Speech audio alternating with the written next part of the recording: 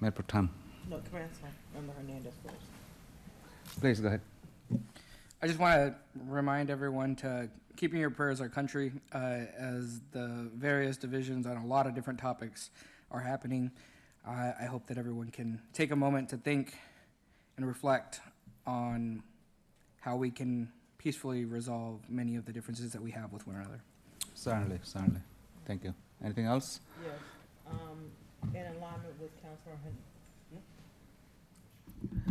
in alignment with Councilmember Hernandez, also those individuals who are out in Los Angeles and also in the city of Baltimore, as we're dealing with, they're dealing with the riots and the unrest. Just need to thank and be thankful that here that we are in a calm situation. But those individuals out there, some are fearing for their life, so we can keep them in our thoughts. Certainly. Seeing none, please join me in a moment of silent meditation.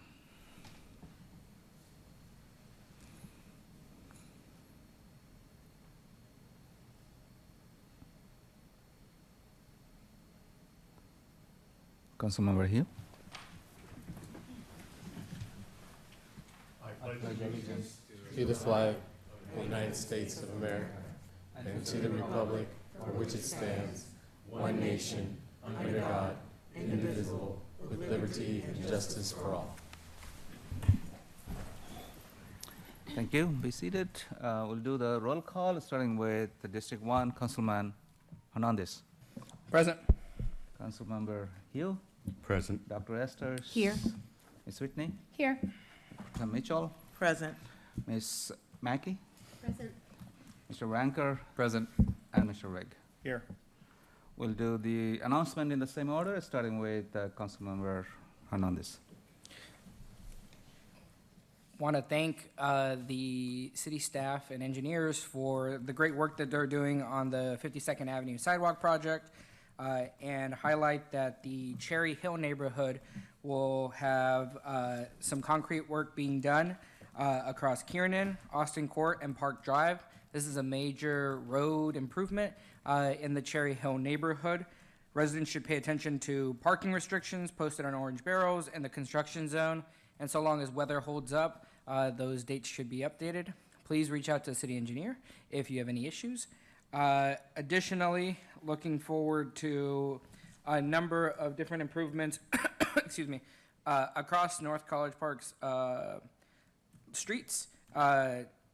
Washington Gas is going to be doing some improvements on Lackawanna, and we should be seeing those here shortly. It's a big major road there, and I know that just walking around that you can sometimes smell gas, so just really excited for that improvement. Thank you. Thank you. Thank you. Mr. Hill. Thank you. Yes, just looks like a fun-filled weekend with starting with Friday Night Live out here, and then on Saturday it'll be Trolley Trail Day, and in the evening they'll be at the Aviation Museum, Laundry World. They were fantastic last year. I hope y'all can make it. It was a lot of fun and a great time to spend with your neighbors and surrounding communities at the Trolley Trail. Certainly, and there will be a convoy of bicyclists starting from Hollywood, going from Hollywood to Hyattsville, as it happened in the past, and hopefully they will do the same this year as well. I believe it starts at 9 o'clock? 9 or 11? Okay. Okay, we can find the time. Give the wrong time. Thank you. Dr. Esters.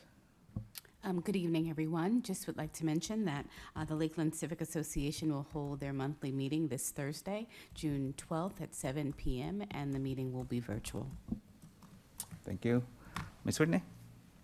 Thank you. Just touching again on Trolley Trail Day and letting everyone know there's going to be a Berwyn hub for Trolley Trail Day that will be happening next to Vital Traditions, and will include, well, they don't have, let's see, food, music, and fun, so everybody loves that. And then also the Lakeland Civic Association, they're hosting a Lakeland hub, and they will be having line dancing and, oh yeah, they're not. Fried fish and hush puppies. I'm very excited about the hush puppies in particular. rock painting and a disc golf activity, and they're hoping to also have a demonstration of perhaps one of the three-wheeler VO bikes, kind of in coordination with the senior committee. So very exciting day. Thank you. This Saturday. Thanks for the reminder. And there will be other hubs in the District 3. I live up to my District 3 colleagues to talk about this. Of Mayor Pro Tem Mitchell. Thank you, Mr. Mayor. Just wanted to continue to tell the residents in District 4 and College Park Woods that they are thankful to Maryland Park and Planning that they're working on the College Park Woods Park. So continue to look out for a notification when it will be finished, and hopefully we'll have opportunity to celebrate that, celebrate the new park. Also, just to let the District 4 residents know that your council members will be holding their monthly virtual event towards the end of this month, and we're looking to invite the school board member to come up and talk about school choice, school transportation for 2025, 2026, and Q&A. Thank you, Mr. Mayor. Thank you. Ms. Mackey. And on that note, school is getting out soon, so please keep an eye out for children at play in our parks and in our various places in College Park. Also, next Wednesday, the county is having an informational meeting regarding Metzerat Road. So if anyone needs the link to that, they can contact me. Or will that be on the city website? I think The meeting that PG County is having next Wednesday is a virtual meeting. I can send you the flyer. Okay. Thank you for sharing that. Another community has been asking for this improvement for a long time. Mr. Ranker. Yeah, it's going to be an exciting weekend, not only Trolley Trail, but I'm looking forward to seeing folks out for Friday Night Live this Friday. A special thanks on behalf of Councilman Rigg and I to Calvert Hills Association for having a great ice cream social last week, and also shout outs for Public Works staff and their work along the Kenilworth-Edmonston area, especially as we look to get some more foliage in that area. Oh, thank you. Mr. Rigg. Thanks. I too am looking forward to Trolley Trail Day, though in the spirit of full disclosure, I am going to have to work that day, and I'm not going to be able to go to sorry. the Trolley Trail Day. So sadly, I will have to be in absentia that day. But I would note that the Old Parish House is a big hub for Trolley Trail Day. There's going to be a water station there as well as various activities. I believe there are also going to be activities up and down the segment of the Trolley Trail between Calvert Road and the Riverdale Park line, though I don't think there's a hub. I know there are a couple of, I believe there are a couple of houses that are providing some music along that stretch, though, but I'm not fully up to speed on the District 3 segment plans. Right. I think last year they had a hub in Hyattsville. That was the last stop. Yeah. There's one at the parish. There's definitely one at the parish house. Okay. Good. Thank you for sharing. All right. Let's go to our student liaison. Thank you, Councilman, Mr. you Mayor. have a follow-up? Sorry. Yes, I forgot to, we forgot to mention there's a North College Park Civic Association meeting on Thursday at 7:30. And yes, we'll, not next week, but the following week, we'll be out, some of us will be out for the Maryland Municipal League conference. Thank You didn't mention it? Okay. No, there's just no meeting.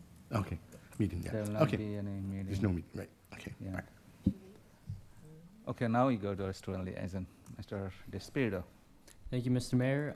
Just a few updates for today. On Monday, we had a meeting with our city manager and the city attorney to discuss our priorities and ideas for this year, and also get a better feel for council procedure and just certain things that we should know going into the school year. And we look forward to future meetings with council staff and council members to be able to discuss priorities and that sort of thing. And in terms of advisory council, my deputy took the lead on that, so I'll allow her to share the updates we have for there. All right. Let's go to your deputy. Yes. Student Thank liaison, you. Ms. Bujuma. Please go ahead. Abu Jamai. Yeah, you were close. So for the advisory council, we've done a lot of work on that. We were able to create a document, which I can share with you guys, that details all the different positions that we want to have on the advisory council. We hope to send out applications pretty soon. That way we can give students the summer to think about and put effort into their applications. But yeah, those are our updates for that. Fantastic. Thank you for engaging the student community. All right, let's go to our city manager, Mr. Young. Good evening, Mayor and Council. Just a couple of quick announcements. First, there is an event that the county is holding called Clear the Clutter. We have posted that on our website. They will have a document shredding and getting rid of household waste.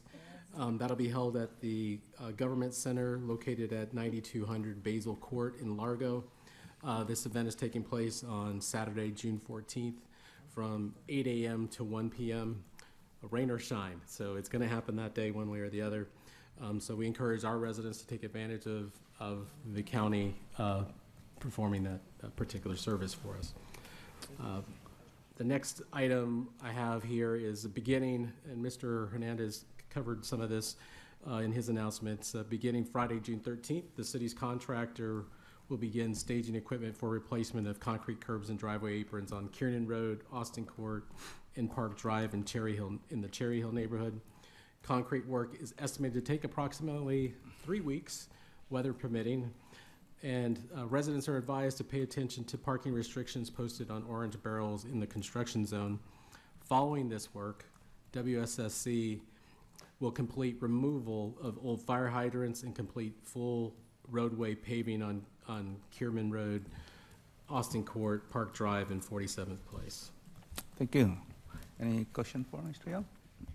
No, just a comment. There are so many old fire hydrants in Cherry Hill neighborhood. Thank you. Appreciate it. Yeah, I wasn't done, but if you want me to be done, I will be done.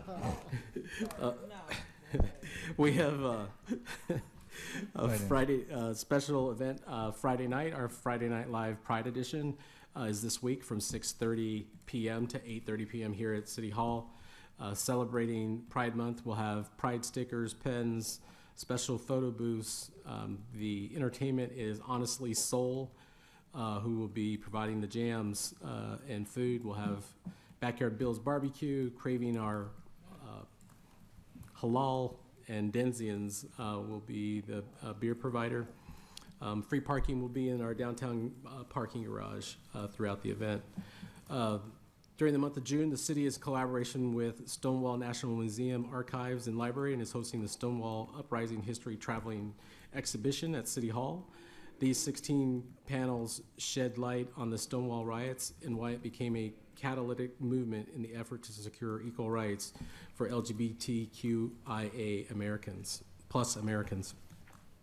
Also, save the date for Classic Rock in our card show on Saturday, June the 21st from 10 a.m. to 1 p.m. located here at City Hall.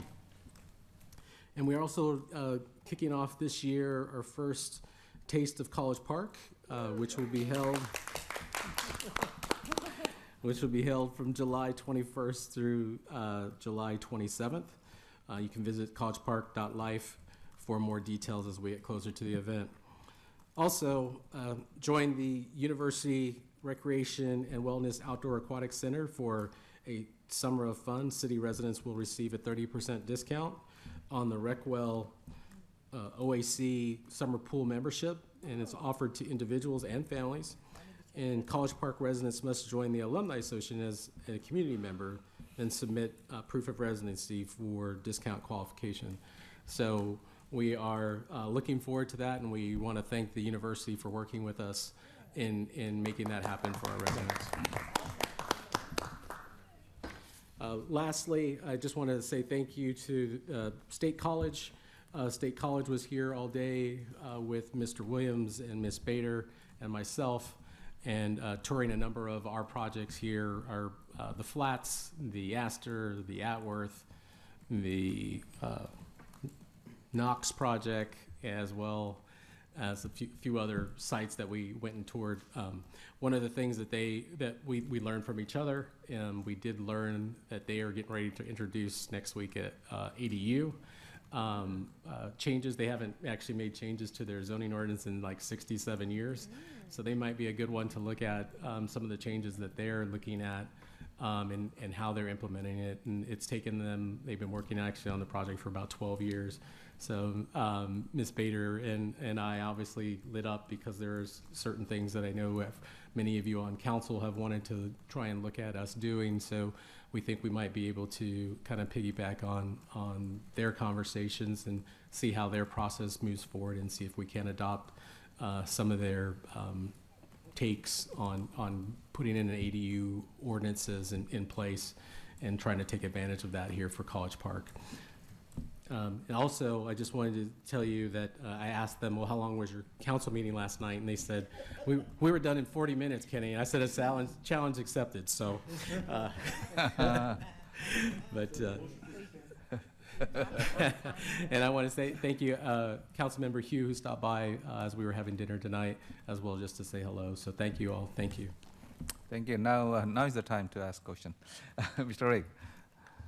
Not a question, it's a comment. I wanted to commend staff for working with the university on extending recreational services for our residents. I think, wasn't aware that the pool was coming, but I do want to share that the Recwell IM League Volleyball, myself and a group of neighbors have formed a team for the second year in a row, and we look forward to another rousing year of mediocrity.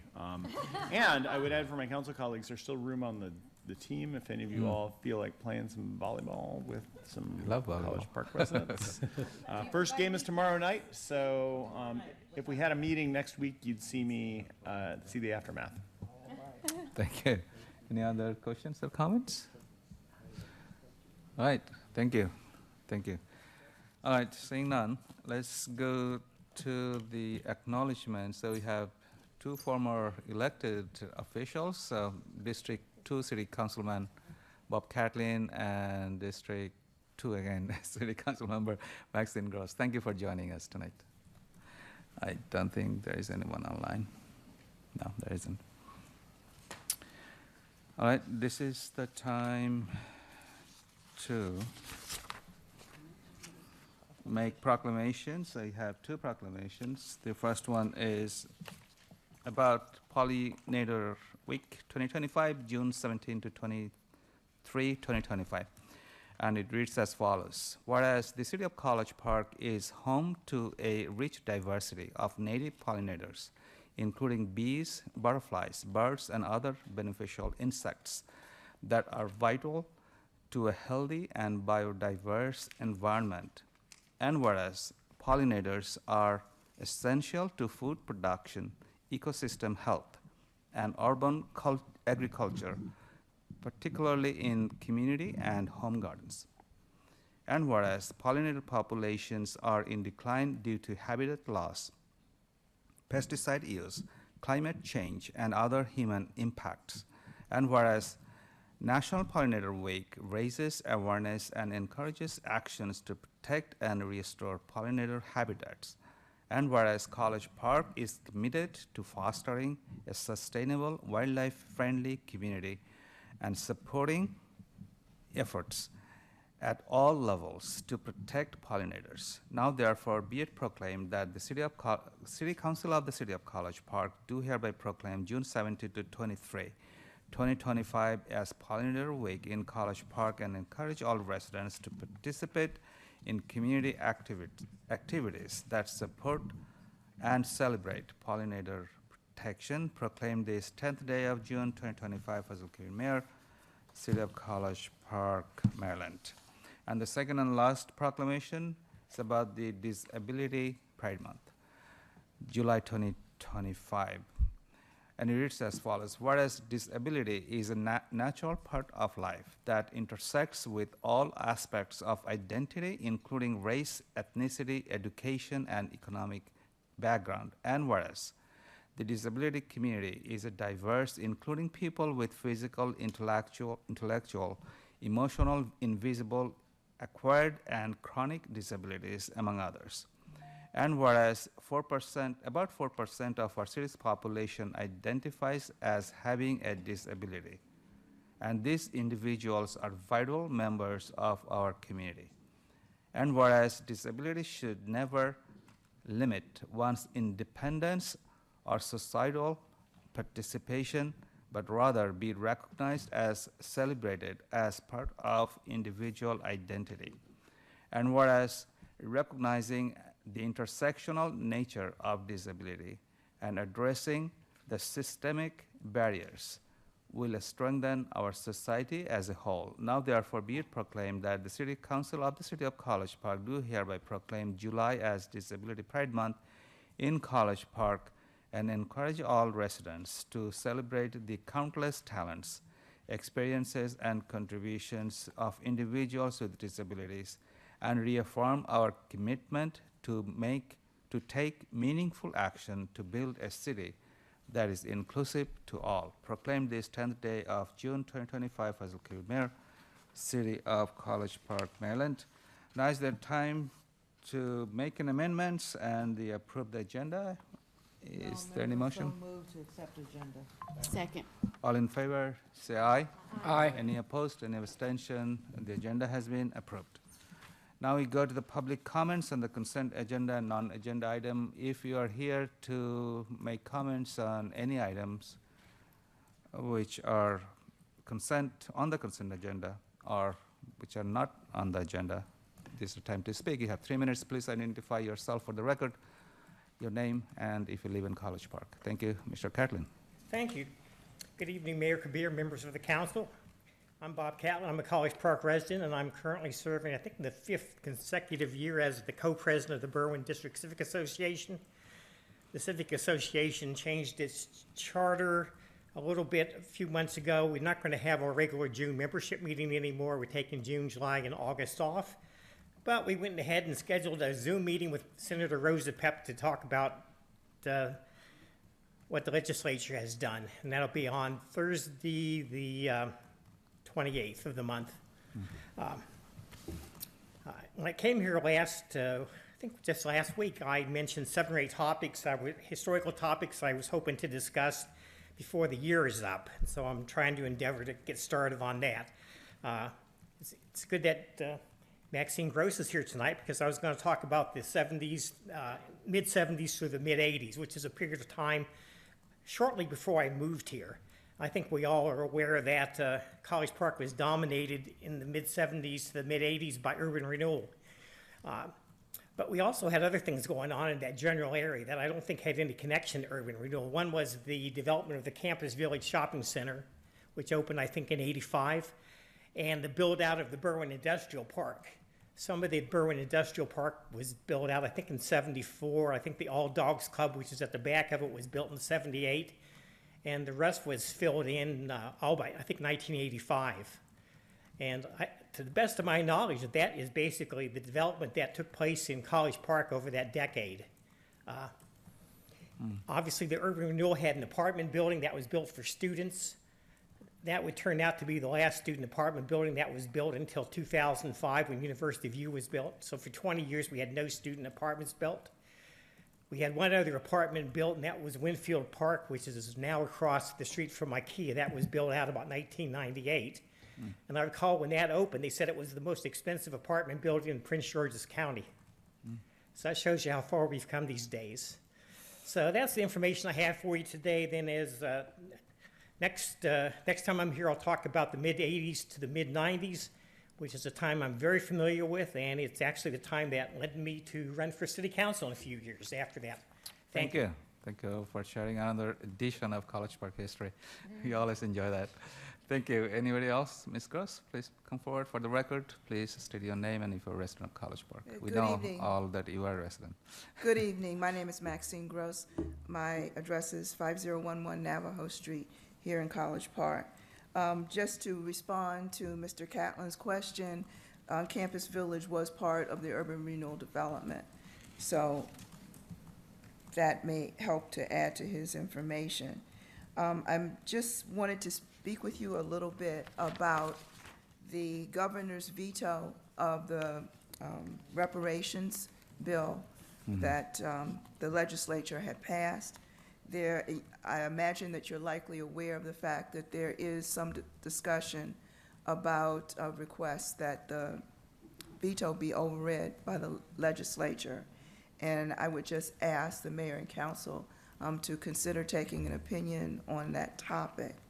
Along those lines, I'll just also remind you of the Just Communities legislation that passed last year, and ask that you take a look at that legislation and see if you feel as though it goes in line with some of the information that the governor presented in his veto letter, and wherein he stated that there had been enough study on the concept of repair and that the time now was for action, and to look at that piece of legislation that already exists and see whether or not you feel that that is going to be a complete tool that College Park can use for rebuilding Lakeland. And if it is not, that as you look at legislation for the future with the Municipal League and others, that you consider working towards some legislation that may perhaps beef that up, or some other method of putting in place the tools that we'll need. Thank you. Certainly. Thank you for sharing, and we certainly will discuss among ourselves. Probably there'll be need to have some legal opinion as well on this. Thank you so much, Ms. Gross. Anyone else? I see Ms. Perez is online. Thank you for joining. Please unmute yourself, and for the record, state your name and if you're a resident of College Park. Ms. Perez, let me bring you in. I don't actually have the ability. Mr. Gardiner, could you please allow Ms. Perez to speak?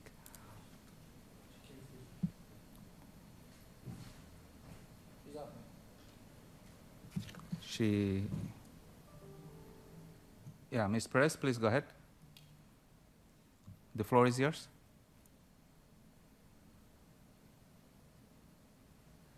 You are unmuted.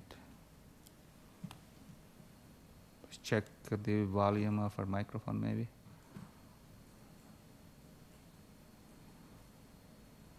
It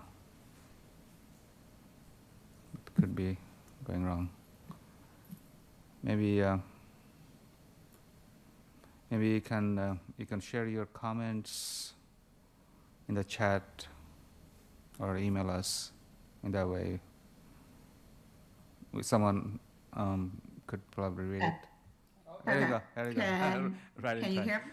Yes, now we can hear you. Thank you so much for joining. Please state your name for the record and if you're a resident.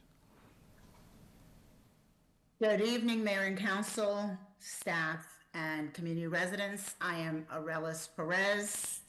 I am a resident of District 1 for over 32 years. I sent an email this morning to Mayor and Council and staff today, June 10th at 11:36 a.m. And I will read such email, and the subject was Affordable Housing Task Force Resolution.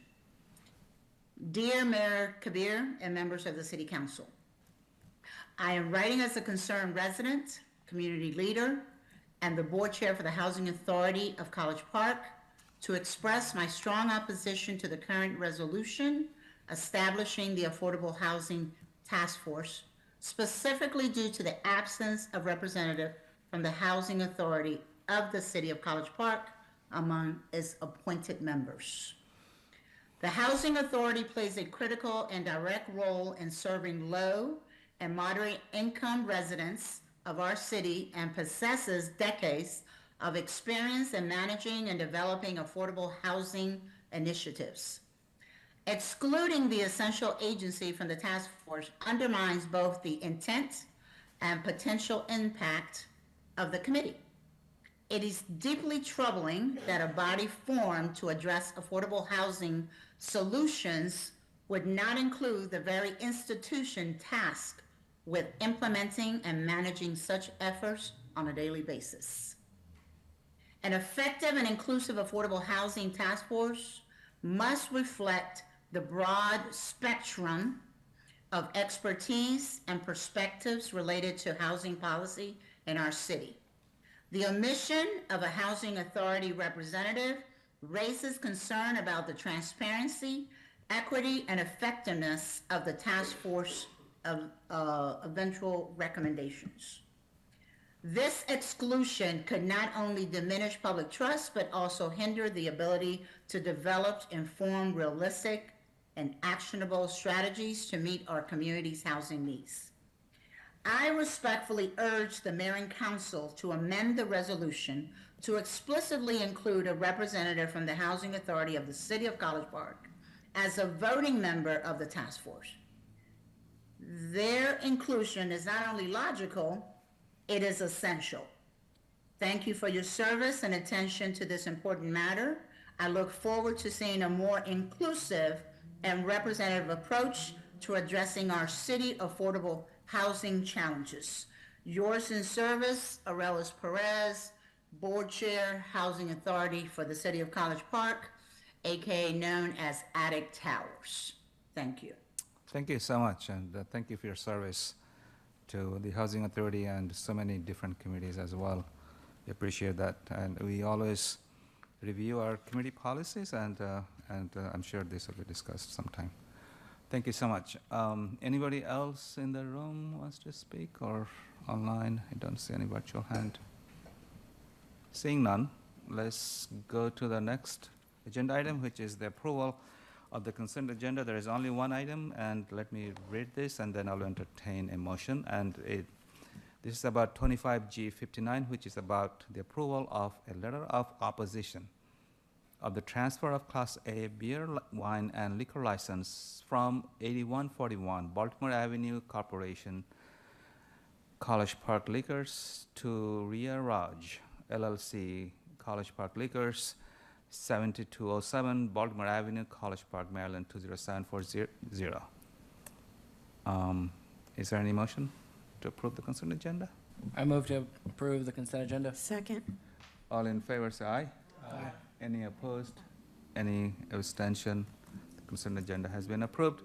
We don't have any presentation. We have only one public hearing, which is about petition request for traffic calming in the 9,000 block of Autoville Drive. And this will be taken by our GIS coordinator, Jacob Vasalotti, and our city engineer, Steve Halpern. Mr. Vasalotti, thanks for coming. And Thank you, Mr. Mayor, members of the council, and residents. This presentation will highlight the technical data collected from the 9,000 and 9,100, 9,200 blocks of Autoville Drive to assist with your deliberation regarding the need and/or installation of traffic calming devices on Autoville Drive between Blackfoot Road and Erie Street. Traffic data comprised of speed, volume, and direction data was collected by a traffic counter at 2 locations, and this presentation will be followed by public comment from residents on Autoville Drive. Autoville Drive is located between Paint Branch Creek and Baltimore Avenue in the Autoville subdivision of North College Park. It is classified as a local residential street. Between Blackfoot Road and Erie Street, the roadway is approximately 1,875 feet long, 26 feet wide, and fronts 41 homes. Staff received a valid traffic calming petition initiated by residents residing along Autoville Drive. In the agenda packet, traffic data is included for both the 9,000 and 9,100, 9,200 blocks of Autoville Drive. For the purposes of this presentation, the data will be presented separately due to differing roadway characteristics, collected traffic data, and crash data. Firstly, a traffic study was performed in the 9,000 block of Autoville Drive, which is the block between Blackfoot Road and Cherokee Street, from Monday, April 28th to Tuesday, May 6th. Staff reviewed traffic counter data from a counter placed at 9020 Autoville Drive, along with Maryland State Police crash data and road geometry. From 2019 to present, there were 2 police-reported crashes in front of 9018 Autoville Drive. 1 property damage crash on August 25th and at 5 a.m. with 1 parked vehicle struck and 1 property damage impaired DUI crash on February 23rd of this year at 12:13 a.m. with 2 parked vehicles struck. Staff performed a 48-hour traffic study on the data captured on Tuesday, April 29th and Wednesday, April 30th, because those 2 days represented the 2 consecutive days with the highest average recorded speeds. The results of that 48-hour traffic study are as follows. The average daily traffic volume was 182. The warrant is 500 and was not met. The percentage of all vehicles exceeding the 25-mile-an-hour speed limit by 5 miles per hour was 1%. The warrant is 15% and was not met. Of the 1,580 total vehicles recorded in the full study period from Monday, April 28th to Tuesday, May 6th, 60 vehicles, or 3.8%, were recorded at a speed greater than 25 miles per hour, and 10 vehicles, a total of 0.6%, were recorded at a speed greater than 30 miles per hour. The average daily traffic volume for the entire study period was 202 vehicles. Based on the established warrants and criteria recommended by Institute of Transportation Engineers for the placement of traffic calming to control vehicular speeding on residential roadways, traffic calming is not warranted on Audubon Drive between Blackfoot Road and Cherokee Street. Additionally, staff determined that there are no geometric conditions on the roadway that would preclude traffic calming from being installed. Traffic study was also performed in the 9100, 9200 block of Audubon Drive from Friday, April 18th to Monday, April 28th. Staff reviewed traffic counter data from a counter placed at 9110 Audubon Drive along with Maryland State Police crash data and road geometry. On this block, from 2019 to present, there were no police reported crashes between Cherokee Street and Erie Street. Staff performed a 48-hour traffic study on the data captured on April 22nd and April 23rd because those days represented the 2 consecutive days with the highest average recorded speed. The average daily traffic volume during this 48-hour period was 164 vehicles. The warrant is 500 and was not met. The percentage of all vehicles exceeding the 25 mile per hour speed limit by 5 miles per hour was 4.6%. The warrant is 15% and was not met.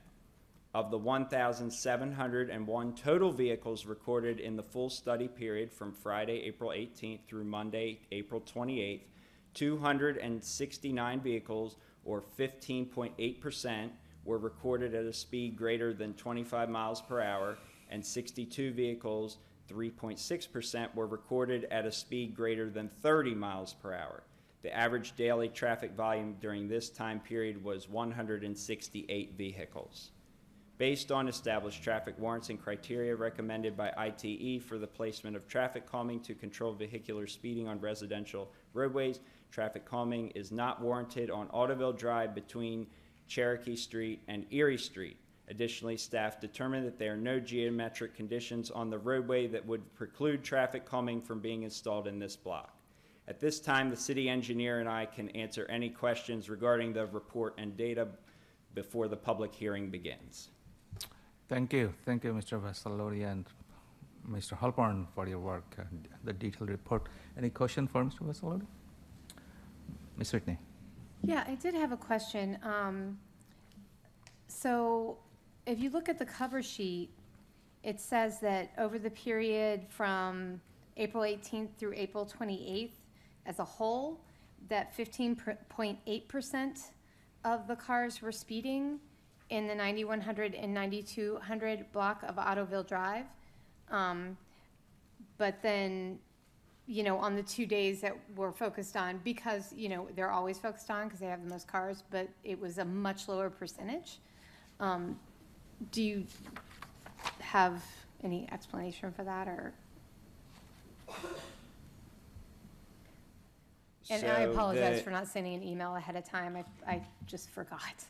So the number in the one paragraph there where it says, I think the one you're looking at is 15.8%. Yes. So that is exceeding the speed limit of 25 miles per hour. The 3.6% in the sentence after that more closely aligns with the 4.6% mentioned in the 48-hour traffic analysis. Got it. So over the time period as a whole, there was like 15% speeding, but in that particular focus period, it happened to be much lower. Yes. Okay, got it. Thank you. Thank you. Any question from District 1?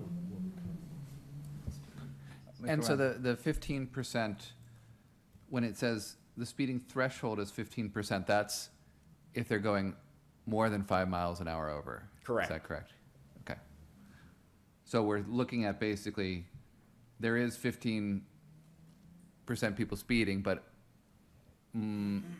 only, right, 4.6 or, in other places I see 0.6, we're going more than 5 miles an hour. Correct. over. Gotcha. All right. All right, Mr. Hugh and Mr. Hernandez. I'll defer to you. So, would you say that the speed, does it show where the speeding was more common in the first portion of the street or the latter portion, like the south of Cherokee or north of Cherokee? So the higher percentage was 9,100, 9,200.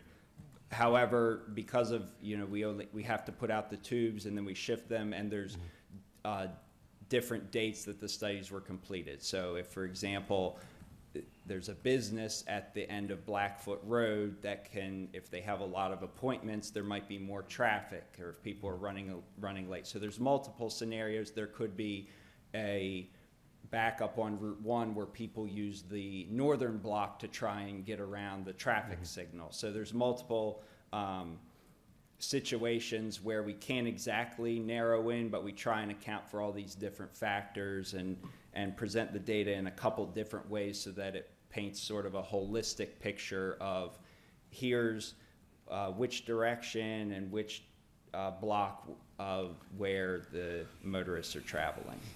Okay. Mr. Hernandez? Sorry, follow up. Mr. Hernandez, please go ahead.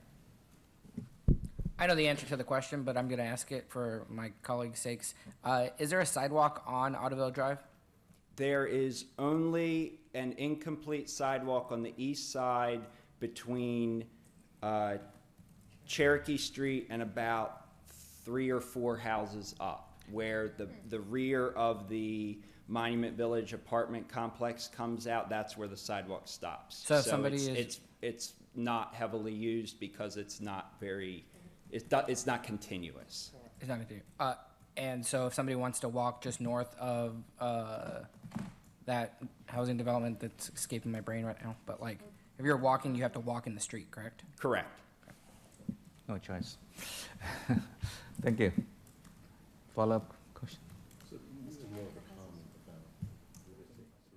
We can have the count because there will be a possible action, so it will come back to the council. Thank you so much. Seeing no follow-up, please go ahead. Yeah, I just wondered if you could explain what would a choker be like? How much space does that take? Does it take away parking on the street, et cetera, et cetera? Yes, it would take away parking in most instances. There are applications that have been used around the region, for example, around intersections and fire hydrants where vehicles can still travel through and the fire department has access, but it would prevent a vehicle from parking in front of there, and also it would sort of produce that visual narrowing effect that causes motorists to slow down. So they could be used mid-block as well, and that would probably impact parking. We actually have a couple of them in your district on Dartmouth Road. So, would the width of Ottoville Drive allow for that without it creating a one-way traffic, or is that the intent to create one-way traffic? It would depend on the width. It's a 26-foot wide street. The roadway has parking on both sides, so it doesn't really have two-way traffic if vehicles are parked on both sides currently. So depending on the width and the desire of the residents and speaking with them, if such action is approved, then residents can engage and say, we're okay with having parking restricted. That would be a community process to figure out what suits the residents best so they can make sure they get in out of their driveways. Refuse can be collected properly. There's no emergency access issues, et cetera. All right. Would that a choker be recommended on Ottoville? Either any application, well, I mean, we're not, it's not warranted and we have no staff recommendation. On chokers. So, okay, thank you. Thank you, Mr. Hernandez. I don't know the answer to this question. How many lights are on Route 1, like following Cherokee? So it's Cherokee. Does Delaware have a light? Like No. a street light? But you're Erie talking does. about a traffic signal? Yeah, traffic signal, sorry. Thank you. English, second language. So, does Erie have a traffic signal? No. Okay, but people do turn into that direction, right?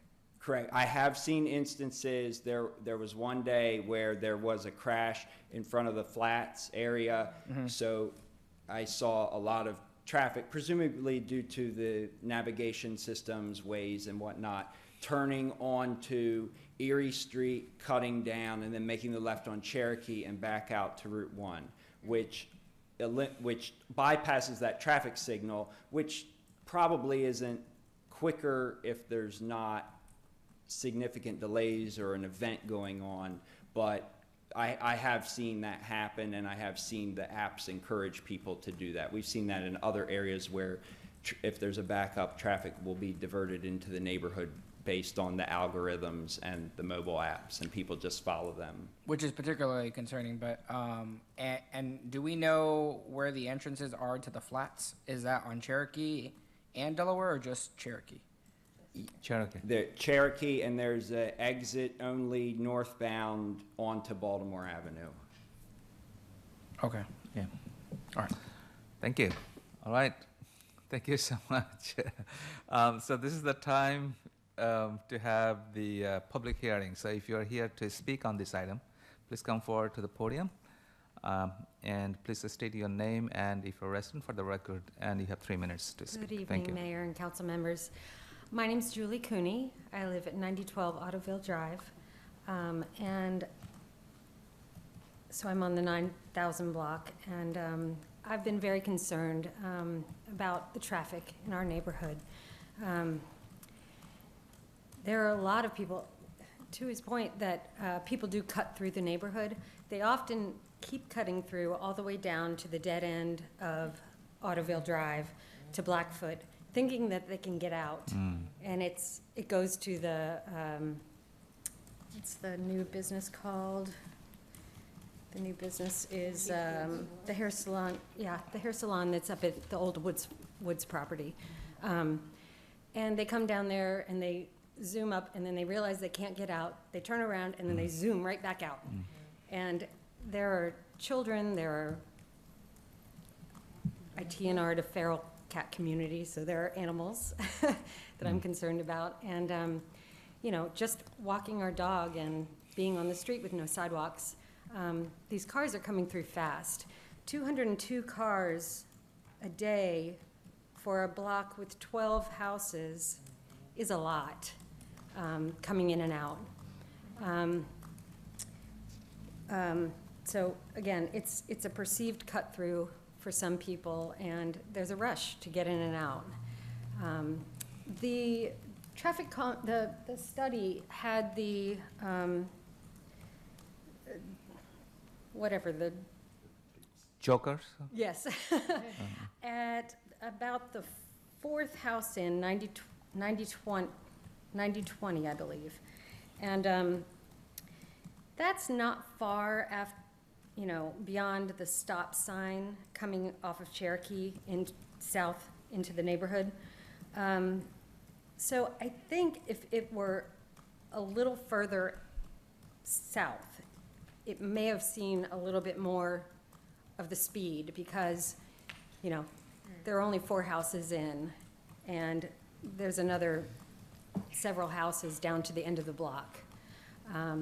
before they have to turn around. So they haven't gotten far past the stop sign.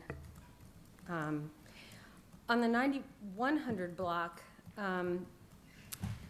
we walk our dog up and down, and you know, the street runs up a hill on our hill, our part, and then back up a hill on the 9100 block. And people coming south down Ottoville, you know, they pick up speed coming down. And the FedEx trucks, the UPS trucks, even the school bus has been complained about by our residents in the 9100 block, who picks up the kids at, you know, at the corner of Cherokee and Ottoville. So that's concerning. I'm not sure if there's anything else that I'm missing, but I think without side block, I mean, I think 15 vehicles traveling between 30 and 40 miles per hour in a 2-day study is too many. It's too many cars Thank traveling you. too fast. Thank you for sharing. Yeah. You know, All got right. Amazon, everybody's got Amazon going, you know?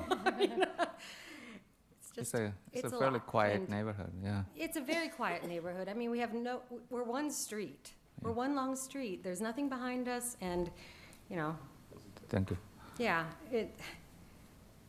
we've got, you know, there's commercial buildings, you know, on the front side on Baltimore Avenue, which is fine, but, you know, China Buffet has, you know, buses coming in, and that's a whole different issue, but, you know, we need to make sure fire lanes are clear, people aren't speeding, and, you know. Thank you. Thank you so much for coming and sharing. Please come forward. Please state your name and for the record, and if you live My in name is College. Brian Cooney. I'm Julie's husband, and I would just want to say that on the 9,000 block of Ottoville Drive, it's only 600 feet long. There's 12 houses. 7 of them are rentals, probably, and they have 5 to 6 cars, maybe, some of them. And, you know, if there's 200 cars coming into our 600 feet, then you say 100 leave and 100 come out. That's about 8.68 cars per house.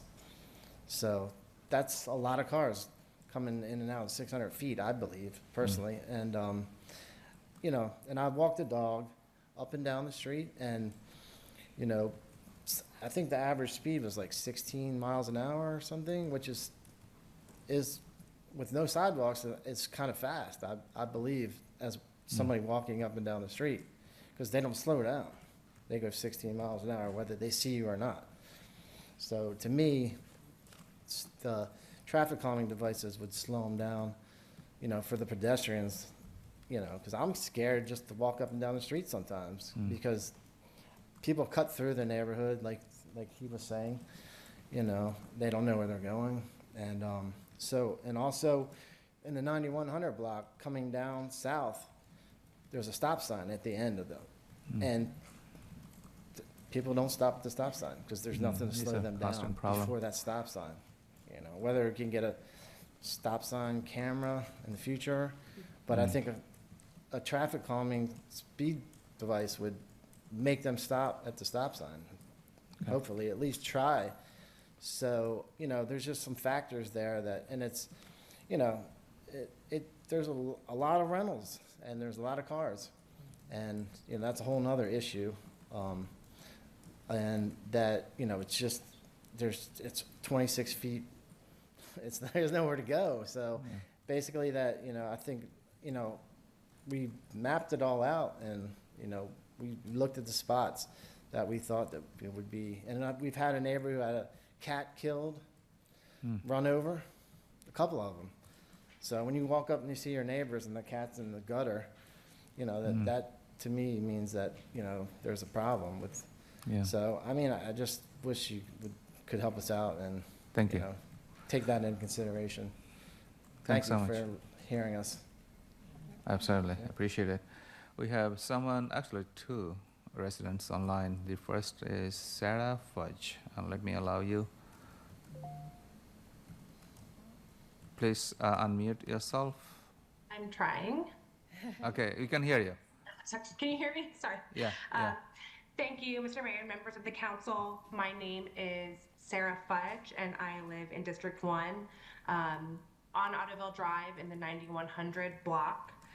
And I want to start with a statistic from the Federal Highway Administration, and that is at an impact speed of 25 miles per hour, an estimated of 30% of pedestrians sustained a severe injury and about 12% were killed.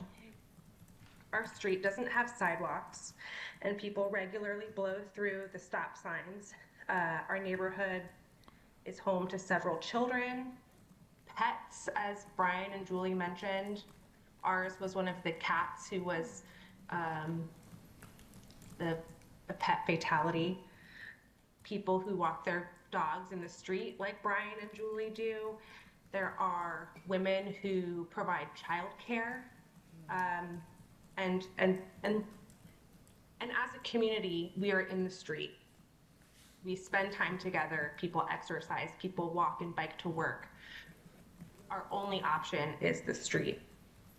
25 miles per hour, I understand, is the speed limit, and that's what's posted, but it's too fast. And I understand that we don't meet the 15% threshold, but 269 cars in 2 weeks that have the potential to kill one of our children, neighbors, or animals is unacceptable. And it's enough for our household to be discussing where we're going to move, because we don't feel safe with our young children playing outside knowing that people are driving so fast on our street and that they are not safe. You know, if speed bumps are not the answer, which is what we've been talking about as a community, something needs to happen. Maybe we reduce the speed limit, maybe it's the chokers that were mentioned, but what's happening now cannot continue. I'm gonna stop because I'm getting emotional about the issue, but this traffic study doesn't mean anything to us because this is not our lived reality. Thank you. Thank you so much. Thank you for taking the time to come join the meeting and speak. Well, we have another resident. Her name is Letitia. Let me allow. Okay. Yeah, the floor is yours. Please unmute yourself, and for the record, state your name and if you're a resident of College Park. Yes, my name is Letitia Mayverne Richardson. I've lived on Ottoville Drive for 25 years now, and I have seen with the increase in development, Monument Village, the flats, whatever is causing it, in addition to substantially more traffic, that Ottoville is being used as a cut-through, and I live at 9100 Ottoville. So traffic coming south on Route 1 will use Ottoville Drive as a cut-through, come down the hill, run the stop sign. Case in point is that there are children right there at Ottoville and Cherokee Drive that play continuously in the street. The dogs are in the street. There's even been a dog that was killed right at the corner of Cherokee and Ottoville because the person driving the car was speeding and decided not to stop and kept going. Touching on Sarah's point about the survey or the results of the survey not being representative of our reality, I totally agree with her, because a 10-day survey or whatever number of days it was is not indicative of what is happening on Ottoville Drive. There are no sidewalks. There are only 5 houses of the 41 houses on Ottoville Drive. There are only 5 houses that have a sidewalk. People are constantly walking in the street, doing the exercise, even pushing baby strollers, walking their dog, and they're in danger. I saw when the dog got killed, and I didn't see when the cats got killed, but I unfortunately have the image still in my mind of the dog and the cats that I've seen dead in the middle of Ottoville Drive. But I dread the fact that one day someone is going to get killed on Ottoville Drive. Because back in the day, 20 years ago, 10 years ago, or whatever, it was safe. It was okay, you didn't have a sidewalk because people could walk safely in the street. You can't do that now. Route 1 is usually a parking lot. Ottoville Drive is used as a cut-through for those people who are trying to escape the traffic. Again, and emphasize on the point of the survey, not noting speeding, which I find hard to believe, because I have security cameras. I see it every day, vehicles speeding up and down Ottoville Drive. It is a problem. We signed a petition. We were told if we signed a petition, that if we got a majority of residents to sign the petition, that we could get our speed bumps.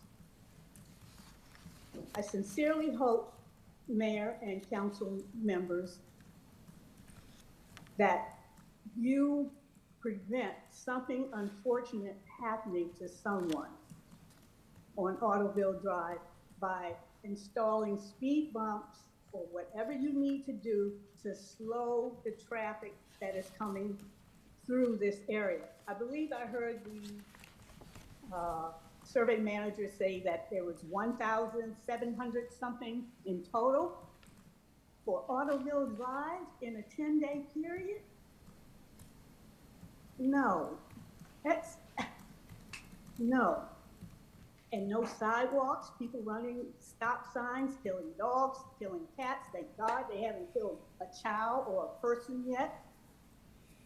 Please, listen to your constituents and what they are asking you to do. I thank you for your time and your consideration. Thank you. Thank you so much for speaking. I also want to recognize that we have one email from a resident with the name of Jane Handelsman. She is also in support of having a traffic calming device. All right, so with that, I'd also like to say that Monument Village is a dog-friendly building, and so there are many, many residents. I'm not familiar with how many units are in that building, but they do enjoy coming around and down Ottoville Drive, walking their dogs. So there are even more people walking up and down Ottoville than just the residents of Ottoville. It's a very popular place to take your dog for a walk, and there are a lot of residents there that are also doing so. Thank you. Thank you for sharing that. With that, let me declare that the public hearing has been held. All right, let's come back to the council. We may want to take a possible action, so I'm turning this to my District 1 colleagues because Ottoville Drive is on District 1. I want to hear from you first about your comments. What do you think?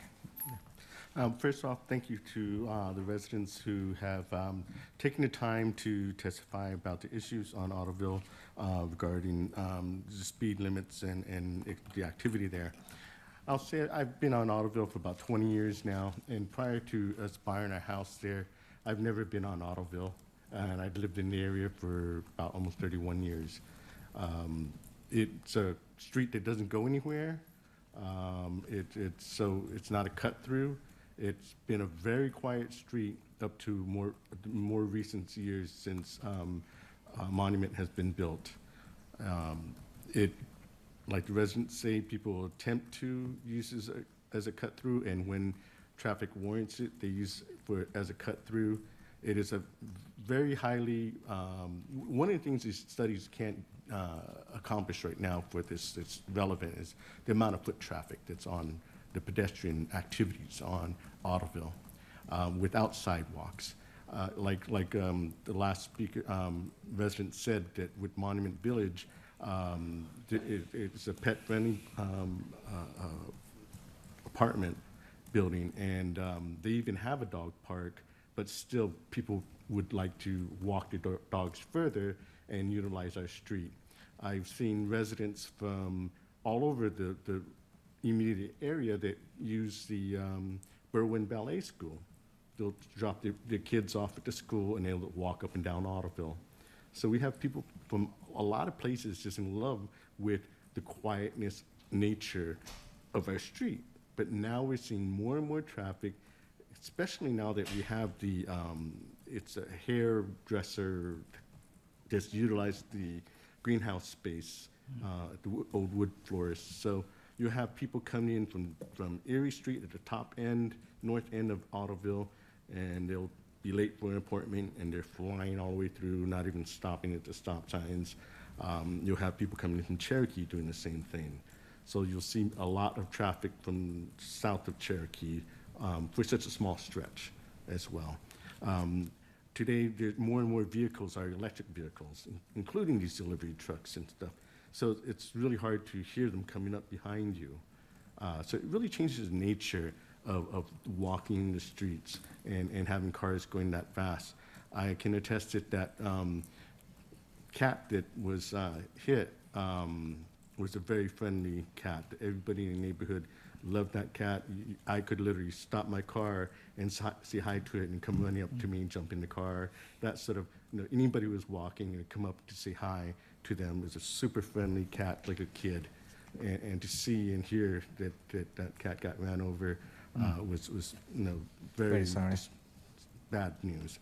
Same goes for the other little dog. The person was walking and someone just ran over it and didn't stop, dragging it actually. There are new children. Sarah Fudge that testified has two new children now. One's a toddler, one's a few years old, running around now. There's a number of families down towards the Cherokee Street intersection. There's a school bus stop there. And they just kind of ride their bikes and kind of play in the streets, and has become increasingly more dangerous with the traffic we've been seeing. So I beg that my colleagues to support us on getting the speed bumps added to Ottoville. Thank you. I know Mr. Hernandez will be speaking. So staff report includes, I believe, more than one option: speed humps and also choker. Even though you're not making any recommendations, but these are possibilities, correct? I want to hear from you and from the council others as well, that what could be your options, choices. Mr. Hernandez? Yeah, thank you. I'm going to defer the type of traffic calming measures to the engineers. From my perspective, I don't necessarily have that expertise, but I do want to talk about a little bit the nature of the neighborhood. I know my colleague, Councilmember Hugh, has lived there for quite some time, but for someone who helps oversee this neighborhood and represent it, there's a number of changes that are coming in the forefront, and that's the building of the flats, which introduces 317 new units, adding that to the 236 units of Monument Village. So by my quick math, plus the 12 units on the street, that's 565 units that are potentially impacted by this particular street. The street is one long, just straightaway. It is a joyrider's dream to be able to drive from one side of the street to the other in a very quick, like drag racy type manner. On quiet nights, you'll see it. There's no cars that are going through unless there's some sort of traffic or they're driving through. The thing that this traffic study doesn't necessarily capture is the impact for growth and the feeling of safety that the residents have. I've seen this particular part of the city be used as a walking path because it's so easy. You can walk straight up the street and straight back, like just one quick circuit. Despite there not being a sidewalk, it is a very popular road for pedestrians to use and bicyclists because it's on an incline. It's just a healthy way to get outside. I think the lack of a sidewalk really requires us to take favorable action here today, and I hope that I can help create, and motivate anyone that really has an issue with this to really see that whatever traffic calming measures are introduced, we're able to act in a strategic way to respond anticipatorily to the growth that we're going to see here. I really think that the Flats is a great addition, right, to our neighborhood, but it's going to introduce a lot of new College Parkers. I'm excited about the fact that they introduced a crosswalk, right? So they added a crosswalk so that you could cross from the east side of Baltimore Avenue to the west side of Baltimore Avenue. There is now a connection. So you're going to see some additional foot traffic potentially walking in that direction. I hope that we are able to act before something tragic happens, and I ask the rest of the council to consider supporting the traffic calming measures on Ottoville Drive. Thank you. Looks like both of you are in support. Anyone else from the council wants to speak? Mr. Ray, Mr. Ranker. Well, in general too, going down residential streets where there's cars parked on both sides and where there's no sidewalk, 25 miles an hour it's not even safe to go 25 miles an hour. I mean, if you're driving on my street, I even notice if I'm going more than 20, it feels way too fast for what might happen. So I think in general, that would be something that I would be in favor of, is looking to lower the speed limit on a road like Ottoville to 20, and also other areas, residential areas with especially narrow streets in our neighborhoods. I also wonder about asking Monument Village to help pitch in for a sidewalk.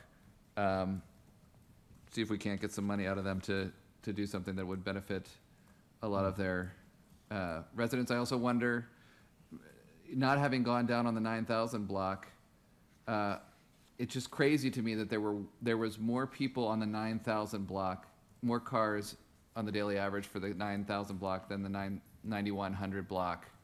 It said 182 was the average daily traffic in the 9,000 block, whereas 164 was the 9,100, 9,200 blocks, which I just wonder if we can't have some more signage that it's not a through street and, dead end, turn around or else, or, whatever.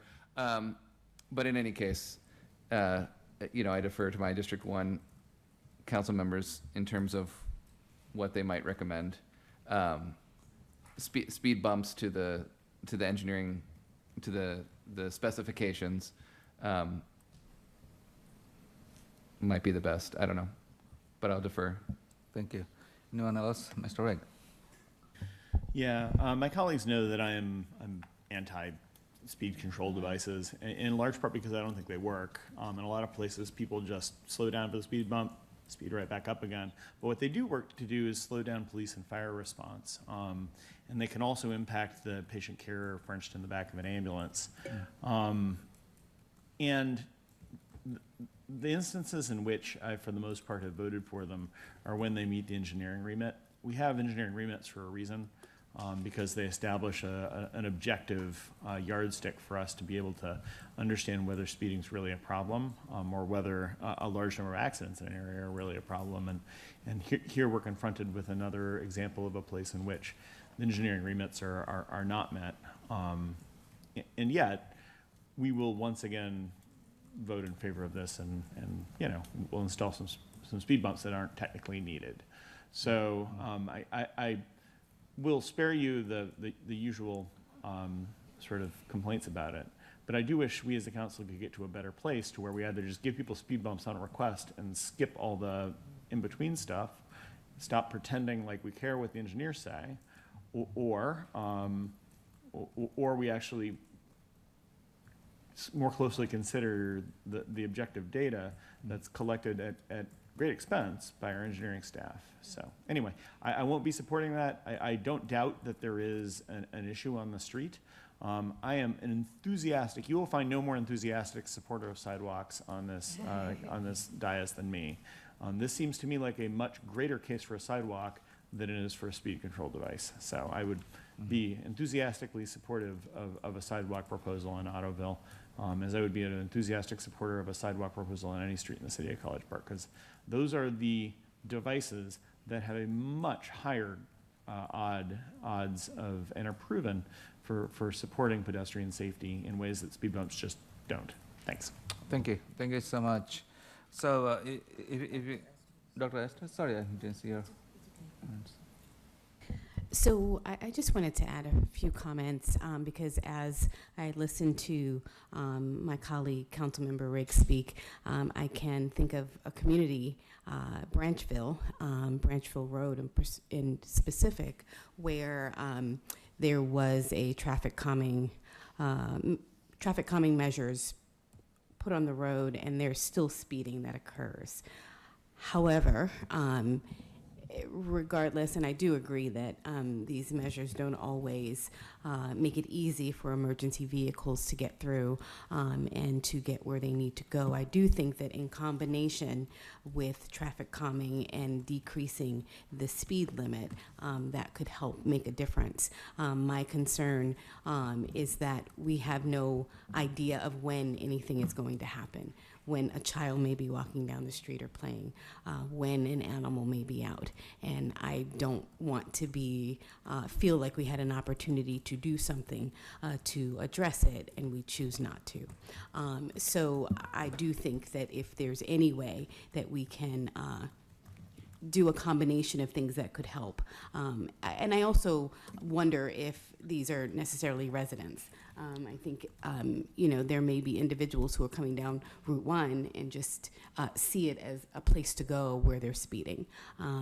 So I'm not saying, hopefully it's not a majority of our residents who are racing down a street, as opposed to people who are trying to avoid traffic on Route 1. And we should not allow the members of our community to be victim to that happening. So thank you. Thank you.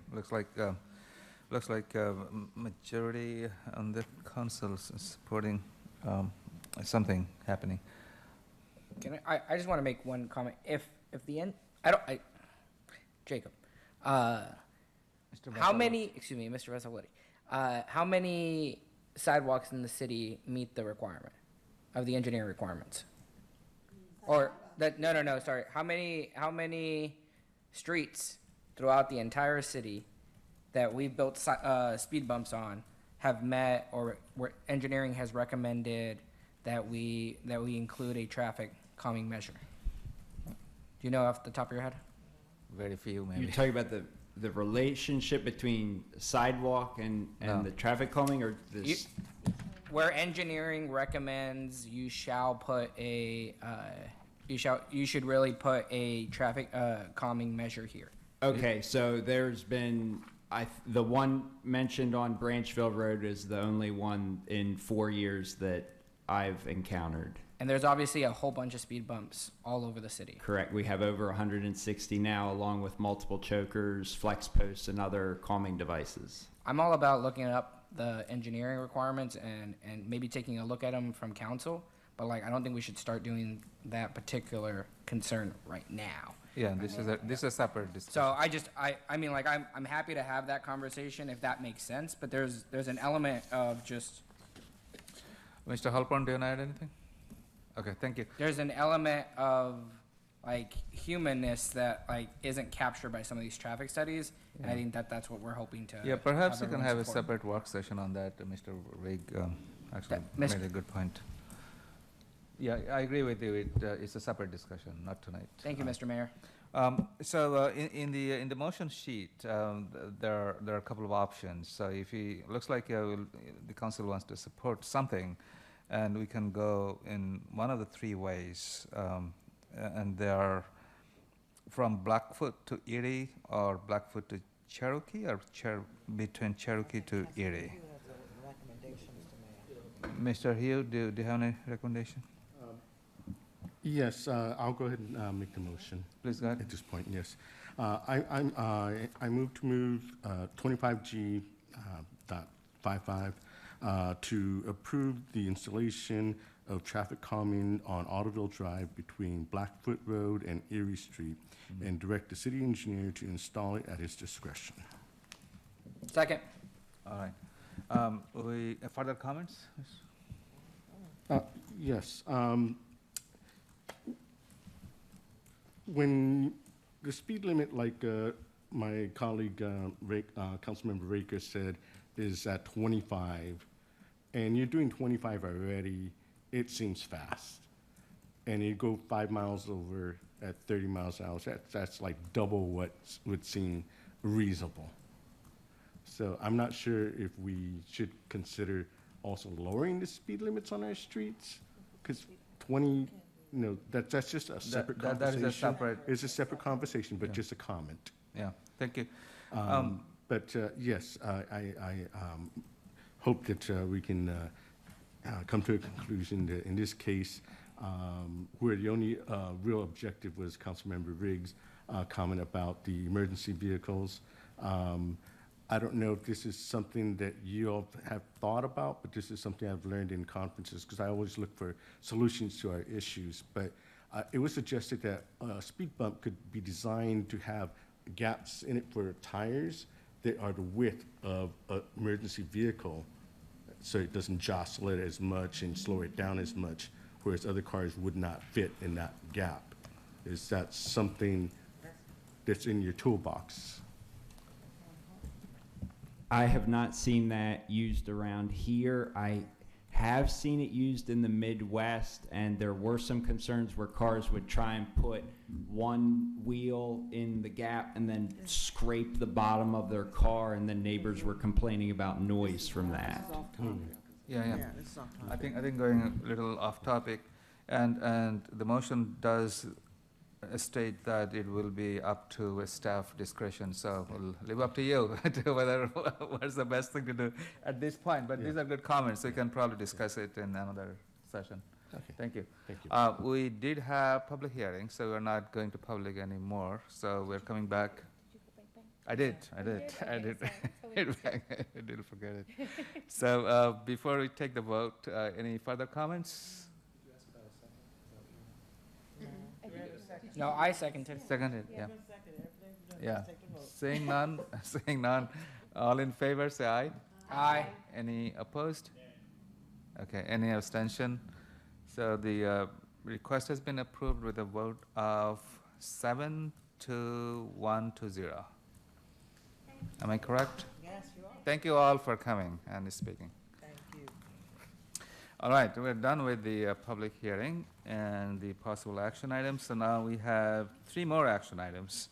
The first one is 25G58, which is about the approval of the reappointments of Maxine Gross and Senator Jim Rosapep as Class B directors, and Kate Kennedy, Gloria Aparicio Blackwell, and Kenny Young as Class C directors of College Park City University Partnership for terms to end as stated on the attached request. This will be taken by our city clerk, Ms. Allen. Do you want to kick it off? Everything is clear, right? Okay, Mr. Mayor, I move to reappoint Maxine Gross and Senator Jim Rosapep as Class B directors, and Kate Kennedy, Gloria Aparicio Blackwell, and Kenny Young as Class C directors of the College Park City University Partnership for terms to end as stated on the attached request. Second. Any further comments? No, Mr. Mayor. All right, this is an action item, so I need to go to the audience. If you have anything to speak on this item, please come forward to the podium and speak. You have 3 full minutes. Or if you have joined online, please raise your virtual hand. Seeing none, let's come back to the council. Any comments before I take the vote? Seeing none, all in. You have a comment, please go ahead. Sorry. I know we're in a hurry, but I just think that we need to be a little deliberative when we talk about the partnership from this council. Like, if I can ask Yvette a question. So there's Class Bs and Class Cs directors. Do they have equal votes? Yes, they do.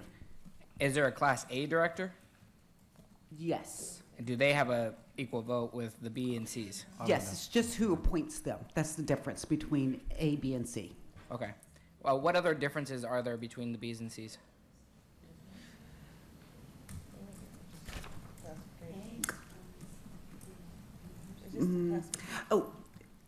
Class B, the city recommends and appoint. Class C, the University of Maryland and the city appoints. What about Class A? Just University of Maryland. There's got to be a difference, though, between A, B, and C, no? No, there isn't any difference between A, B, and C, Councilman Hernandez. It's just a classification regarding the appointments. Who actually appoints them? Yeah. They all have the equal votes. Okay, so and A is only appointed by the university. Correct. Okay, and B is just us. Correct. And C is a joint appointment. Okay. So, got it. And how many Bs and Cs do we have? Like, are on the board itself? 4, 4, and 2? Thank you. Thank you. All right. I don't know enough about it. I think we should be able to ask these questions before we rush to Yeah, them good up. question. All right. Good question. Thank you. Yeah. Appreciate that's it. so shy. Thank you. Oliver, so I had a question. So I can call the vote, right? All in favor, say aye. Aye. Any opposed? Any abstention? So the motion has been approved. That was quick, thank you. Let's go to the second action item, which is 25G60, annual appointments to cities advisory boards for terms that begin on July 1st. Again, this will be taken by Ms. Allen, our city clerk. Yes, last week council reviewed the applications that were received, and they made the recommendation of the appointees. They're on the attached to the motion sheet. And these appointments will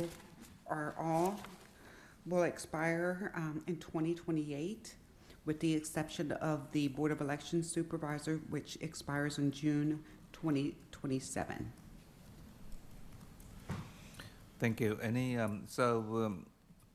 there were some pending from District 4. Do you want to speak on your appointments? There are some gaps, right? Yes, District 4 has appointed one person currently to the Affordable Housing Task Force, and with the intent that we have another candidate coming up, hopefully we can make that appointment on July 1st. And then there is a appointment of Ms. Jane Hamlin to the Education Advisory Committee, as well as to Ms. Susie Bellamy to the Compensation Review Committee. Who are you suggesting for affordable housing? Affordable Housing Committee will be Ms. Shirley Davina Pancia. Okay, for the record, I think we need the application. Yes, the application has been submitted. Okay, good. They have been added to the list, the updated list that's in your, in behind the the motion packet, okay. sheet. And I do have the applications for them, Okay. yes. Yeah, but they're not on the packet itself, right? But they're in the red folders? The red folder. Yes. Okay, thank Attached you. to the motion sheet. Oh, thank you. Any question or comments? Mr. Hill? Yes, I know District 1 had a vacancy in the APC Advisory Planning Commission. Microphone, please. Sorry. I realized last week that District 1 had a vacancy in the Advisory Planning Commission. We got a new applicant this afternoon, Donald Hayes, that we would like to put forward. Donald Hayes? Donald Hayes, yes, Okay. to the APC. Thank you. That's all? I don't think anything else. He is not added on the list. His application came in during the meeting, but I did receive it. He's also on the Bicycle and Pedestrian Committee. Yes, he's the Maybe. co-chair, yeah. Okay. I know him. All right, any So, objection? Just question for procedure. Mr. Hayes submitted his application during the meeting. Would it be best for us to make that appointment on July 1st instead of tonight? That's totally up to council. Okay, I'm just asking to make it clean. Is there any objection if we, because the council hasn't seen his Yeah, I application? think that would be appropriate. Perfect. Yeah, thank you. All right, and also we'll be appointing the other affordable housing from District 4, right, you were saying? Potentially, yeah. Thank you. All right, it looks like we have all the names in the list, so I can entertain a motion right now? I'll make the motion. If I can find my first page here. I move to appoint to the Advisory Planning Commission, Sean Willems, to the Affordable Housing Task Force, Cam Thorne-Clary, Darren Sharp, Jonathan Rydell, Fritz Leopold, Sean Willems, David Dorsch, Shirley Davina Pacheco, Robert Thurston, Gannon Sprinkle for the Airport Authority, Anna Sandberg and Chris Dolnig for B-City, Terry Virsilas, Ariela Haber, Anaí Espíndola, Lacer Ni Choclan for Bicycle and Pedestrian Advisory Committee, Joaquin Montserrat, for Board of Election Supervisors, Arelis Perez, for City Events Advisory Board, Renee Edwards, Blaine D. Rivas. For the College Park Seniors Advisory Committee, Mary Ann Hakes, Darlene Nowlin, and Gail Lovelace. For the Committee for a Better Environment, Becca Lamp, Lacer Nichokalan, Stacy Tang, Alexa Bailey, and Wentao Guo. For Compensation Review Committee, Tara Virsilas, Arelis Perez, Jonathan Coleman, Susie Bellamy, For the Education Advisory Committee, Ana Gutierrez, Shirley Davina Pacheco. Excuse me, colleague, it should be Jane Himlet.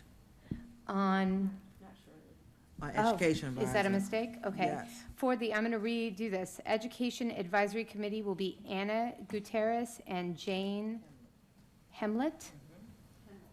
Hemmelt. For the Ethics Commission, Robert Thurston and Sean Willems. For the Noise Control Board, Adele Ellis. For the Restorative Justice Commission, Marquez Washington, Robert Thurston, Maxine Gross, Karen Brown, Andrew Fellows, Violetta Sharps Jones, and Ian Rowe. For the Tree and Landscape Board, Leah Garrett and Janet Wagner. For the Veterans Memorial Committee, Daniel Delaney, Mary Cook, and Bland Tom Davis. This list is subject to change prior to the June 10th Mayor and Council meeting. All terms expire June 2028, with the exception of the Board of Election Supervisors, which expires June 30th, 2027. Second. All right, further comments? I think I'm done. I'm done talking. That's, yeah, thank you so much. So this is an action item, so I need to go to the audience. If you want to speak on this item, we have one resident with the virtual hand, so I'm going to, but please come forward, Ms. Gross. Good evening again, Maxine Gross, 5011 Navajo Street. In sitting in the back, I was speaking with my colleague on the Restorative Justice Commission, Mrs. Murphy, and she stated that she had made her request for reappointment online some time ago, and I think submitted it multiple times, and just wanted to follow up on that. Thank you very Thank you. much. Thank you so much for that. your interest. We do not want to lose Ms. Ruth Murphy by any means. Would it be appropriate, was that included in our initial packet? We will put that in the July 1st meeting? Correct. Okay. Thank you so much. Thank you.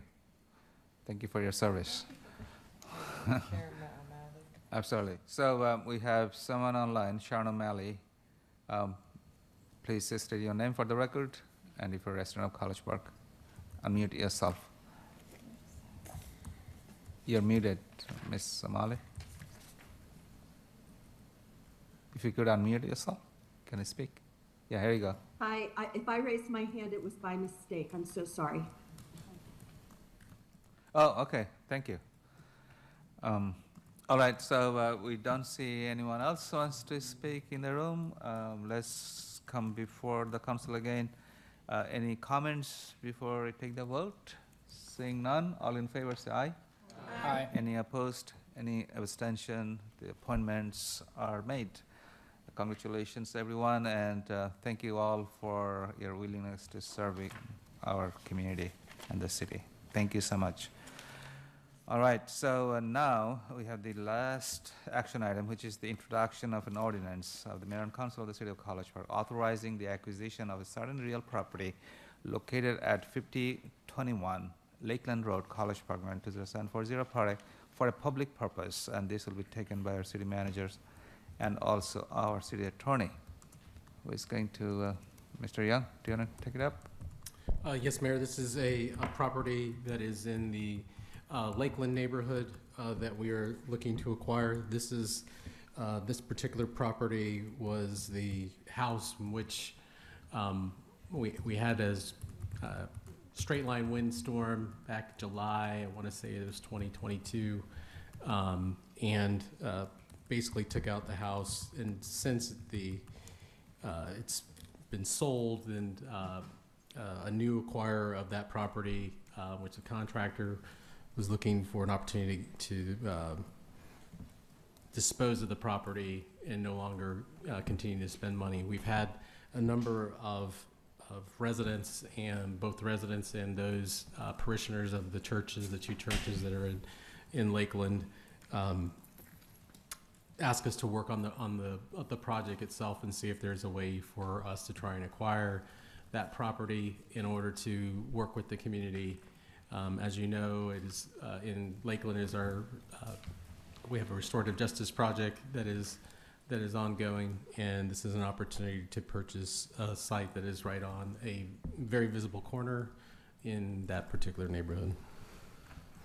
We are looking to acquire the property at a cost of $200,000. Thank you, and thank you for your work on this. Any question from the council? That's not right. Dr. Esters? No question, Mr. Mayor. I'd like to go ahead and make the motion. Yeah, this is an introduction, so we don't need a second. Please go ahead. Okay, I moved to introduce ordinance 25007, an ordinance of the mayor and council of the city of College Park, authorizing the acquisition of certain real property located at 5021 Lakeland Road, College Park, Maryland 20740 for a public purpose. Thank you. And the public hearing is going to be held on July 1st, Tuesday at 7:30 p.m. Thank you. We'll not need a second on this item. Thank you all. All right, so we're done with all the action items, and we have only one item, which is a work session item, and this is about the proposed FY26 annual strategic plan objectives, and this will be taken by our assistant city manager, Mr. Gardiner. Floor is yours. All right, thank you, Mayor and Council. Good evening. So this is the final year of our current strategic plan, and annually, staff proposes, Mayor and Council review, revise, and ultimately approve annual organization level goals. And then the departments will create quarterly goals to help carry out those annual goals. In your packet, I've drafted annual goals for your consideration. I've tried to incorporate some of the changes and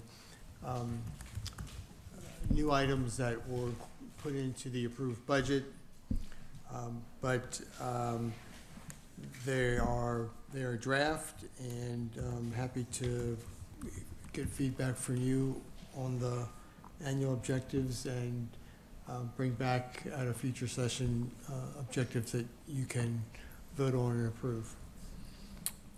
Thank So you. Thank you, any staff. Thank you, questions? Mr. Gardiner, for your work. Any question on, this is on page 45, I believe, of our packet. Ms. 45, Mackey. 46. Mr. Gardner, would you prefer us to email them to you like in bullet forms as like, or under like OKR1, just some like ideas that we might have, or do you want us to mention them tonight? Up to you. I think if you were to email proposals, I'd want to include your colleagues as well. For me, that for would be consideration. easier if that's okay to you. Thank you. Mhm. Any other questions or comments? Seeing none. Oh, thank you. Thank you again, staff, for your work. Okay, so the intent will be to put this on the agenda for action with feedback from you. Also, there may be some additional feedback from staff members at our next meeting. Thank you. Okay, thank you. All right, so we are done with all the workstations and the action items. Now is the time for any future agenda items or request or a status of future agenda items. Mayor Pro Tem Mitchell, your requested item was approved last week, even though you couldn't be here. But thank you for adding that. Seeing none, this is the time for comments from the audience. So this the anything that we haven't discussed or anything on your mind, please come forward and speak. Seeing none, let's come back to the council to have comments from the council, mayor and council, and the student liaison and city manager. Mr. Rigg? Pass. Mr. Ranker? Pass. Ms. Mackey? Pass. Mayor Pro Tem Mitchell? Well, this Sunday is Father's Day, and to all the grandfathers and fathers and guardians, happy Father's Day to you, and thank you for what you do for raising your children as well as creating a safer community for all. Thank you. Thank you. Thank you for being so nice. All right, so I won't be able to go to the MML, Maryland Municipal League, because I am planning to go to the USCM, United States Conference of Mayors in Florida. I don't know why both of the conferences are happening at the same time. So unfortunately, I'll be missing the conference. So I hope you all have a good time. It's a great conference to be at. Thank you. I wish you all the best. Ms. Whitney. Thank you. Yesterday, I had the pleasure of attending the Lakeland workshop that was hosted by the African American Redress Network. And it was an opportunity to really focus on what repair might look like for the Lakeland community and give stakeholders and residents and Lakelanders basically a chance to really workshop some ideas and really start to put pen to paper to combine what was found in the report, what happened in Lakeland, and what possible ways there are to address that. So it was really good to see that work happening and to see people reaching consensus in that way. So I look forward to what they're going to bring us going forward. Thank you. Look forward to, and also I want to recognize the members of the Lakeland community for attending and engaging in both days, actually. So it was, I was able to attend the first one, but I had to miss it yesterday. But it was a great experience, great conversation. Thank you. Yeah, a lot of people who keep coming back and keep offering a lot of time to this process. Yeah. So, and it's hard sometimes, It is. but they keep coming back, and you're seeing the results of that work and that commitment. Thank you. All right, Dr. Esters. Pass. And Mr. Hill? Yes, this past weekend I got to celebrate the retirement of Mayor Alan Thompson in Riverdale. A lot of folks attended it from the local municipalities and all. Alan had been on council or the mayor of Riverdale for, I want to say 26 years. Yeah. So, great guy. Service. Yeah, and since we won't be here for the rest of the month, having council meetings, I'll like to say for next weekend, happy Pollinator Week in the following week. Be alert, I don't have the list with me yet. Be. Like Be that. alert of the many community, surrounding community events that will be taking place during the end of the week of the 20th and beginning of the week of the 22nd. Around here, there are other B City committees that will, in other municipalities nearby that will be celebrating as well. Thank you. Thank you being so helpful. Appreciate that. Mr. Hernandez. Yeah, last week we had the opportunity to enjoy the North College Park Civic Association's barbecue, or my cookout that we had at VFW, Veterans of Foreign Wars. They have a nice little space back there. It was good to just hang out with. They have the billboard there, and that's like their largest revenue is that billboard. So. Yeah, it's really, really great. It's cool to sit back there. So thank you to the leaders who put that together. Our very own Senator Rosapep was there, just shooting the breeze with different residents. So it was great. I think Alan made it there, and so did Mayor Kabir. So thank you. I don't know why it's become so political, but there is an Army celebration. Its birthday. We're celebrating the 250th birthday a year early, but it's going to be it's going to be a thing that, I'm personally like sitting here on the dais and I just see tanks rolling by. And there was a moment where council just got to see a whole bunch of tanks rolling by here on Baltimore Avenue. But if you are going to participate, I do encourage everyone to please be safe. Make sure you drink a lot of water. If you go into the city, it's going to be really difficult to drive, so make sure you take or you explore the transportation options. Thank you. Thank you. Yeah. Tanks in College Park, I think for the very first time this happened. I don't know. It's a history. All right, let's go to the student liaison, Mr. Despirito. Thank you, Mr. Mayor. No future updates. We'll just continue to work on the advisory council applications. Thank you. Keep up the good work. And Ms. Bushman? No comments from me. Thank you. All right, final words from Mr. Young? Nothing further this evening, thank you. All right, thank you. So we need a motion, but Motion to adjourn? we don't have a meeting this month, and the next meeting will be on July 1st. And we have a first and second. All in favor, say aye. Aye. Any opposed, any abstention?